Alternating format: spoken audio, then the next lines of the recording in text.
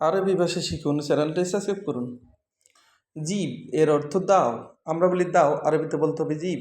জিব পুলুস এর অর্থ টাকা দাও, আমরা বলি টাকা দাও, আরবিতে বলতে হবে জিব পুলুস। শিল এর অর্থ লও, আমরা বলি লও, আরবিতে বলতে হবে শিল।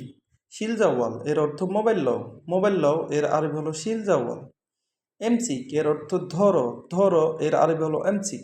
এমসিক হাদা এর অর্থ এটা ধরো, এটা ধরো এর আরবিতে বলতে হবে এমসিক হাদা। পুক এর অর্থ উপরে, আমরা যদি বলি উপরে আরবিতে বলতে হবে পুক।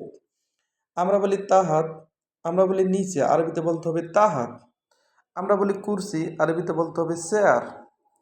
আমরা বলি কারিব, আমরা বলি কাছে, আরবিতে বলতে হবে কারিব। কারিব এর অর্থ কাছে। বাইদ এর অর্থ দূরে, দূরে এর আরবি হলো বাইদ। গিদ্দাম এর অর্থ সামনে, সামনে এর আরবি হলো গিদ্দাম। ওরা এর অর্থ পিছনে, পিছনে এর আরবি হলো ওরা। ইয়ামিন এর অর্থ ডানে, যখন ডান দিকে কেউ বলে তখন আরবিতে বলতে হবে ইয়ামিন। ইয়াসার তার মানে বামে, অর্থাৎ বাম দিকে বলতে হলে ইয়াসার।